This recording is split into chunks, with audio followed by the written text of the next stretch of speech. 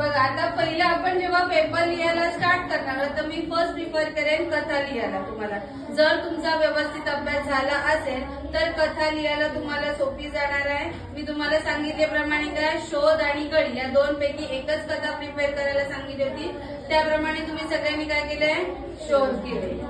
मग ते दोन्ही क्वेश्चन तुम्ही लगेच लिहू शकता. तुम्हाला आन्सर बायट आहे किंवा तुम्हाला ते तो लेसन चांगल्या प्रकारे माहिती असल्यामुळे तुम्ही तो सहज पटकन आन्सर लिहू शकता.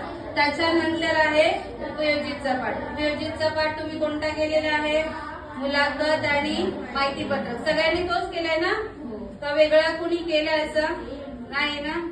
मग तो अजून तुम्हाला जर अजून काही डाऊट्स असतील तर मला विचारा किंवा तुम्हाला अजून वाटतं की आम्हाला तो लेसन अजून रीड करावा लागेल त्याच्यामुळे आम्हाला अजून समजेल तर तुम्ही अजूनही तुमच्या हातामध्ये वेळ आहे तर प्लीज ते प्रिपेअर करा. म्हणजे तो असा पाठ आहे की तुम्हाला स्वतःच्या मनाने लिहायचं का तुम्हाला टेक्स्च्युअल म्हणजे जे आहे तसंच लिहायचं नाहीये समजलं ना? मग तुम्हाला तो पाठ काय करायचा आहे इथे तुम्ही हा सहज पाठ लिहू शकता. त्याच्यानंतर व्याकरणामधला दुसरा पाठ आहे जो 10 मार्काचा आहे तो निबंध तो लिहायला घ्यायचा. नंतर व्याकरण घ्यायचं आणि मग आपल्याला कुठे वळायचं आहे गद्य विभाग. गद्य विभाग आहे त्याच्यामध्ये तुम्हाला पहिले जे 2 आन्सर्स आहेत तुम्हाला शोधून लिहायचे आहेत. त्याच्यानंतर सोमत आणि अभिव्यक्ती. पहिला सोमत असतं ते काय करायचं असतं एकतर एक क्वेश्चन असतो तो लेसन वरती असतो पूर्ण आणि दुसरा असतो तो लेसनशी कनेक्टेड पण आपलं मत त्याच्यामध्ये मांडायचं असतं. समजलं ना?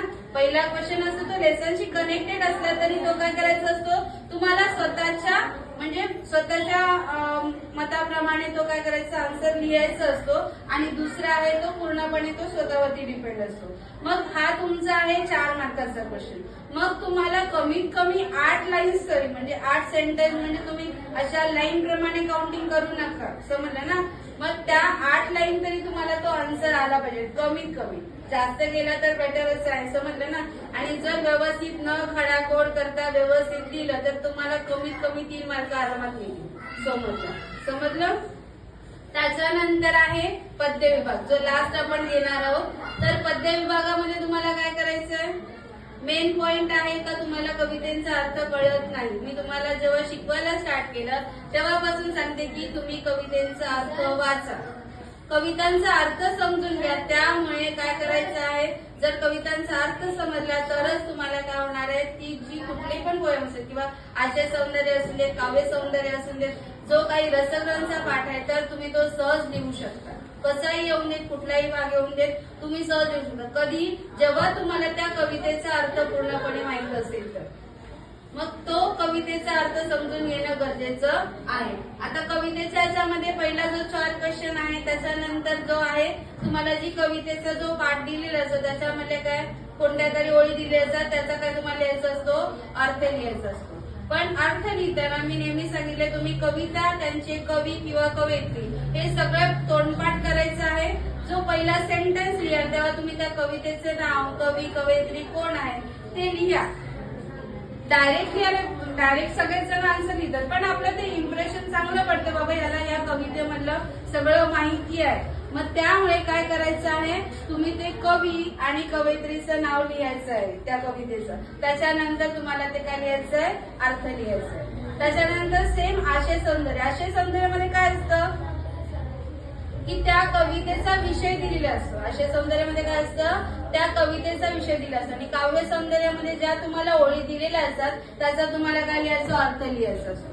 आणि जो लास्ट पार्ट आहे तुमचा तो काय आहे रसग्रहण. रसग्रहण मध्ये 3 भागामध्ये विभाजन झालेले आहे. पहिला आहे आशय सौंदर्य दुसरा आहे काव्य सौंदर्य आणि थर्ड वन आहे भाषिक वैशिष्ट्य. मग काव्य आशय सौंदर्यामध्ये काय येतं तुम्हाला काय लिहायचंय पहिलं कविता कवितेचा कवी कवयित्री जो कोणी असेल तो त्याच्यानंतर त्या कवितेचा विषय लिहायचा आहे. हे काय आले हे तिन्ही टॉपिक त्या आशय सौंदर्यामध्ये आले पाहिजे. समजलं?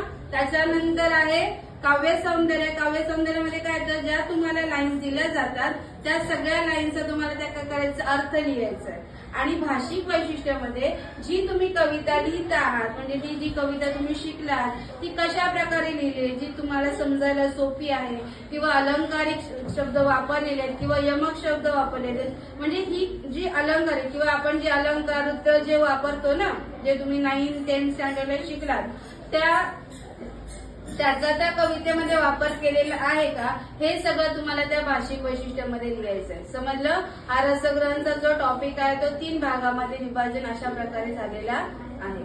समजलं? अशा प्रकारे हा तुम्हाला काय करायचा पेपर लिहायचा आहे. ओके.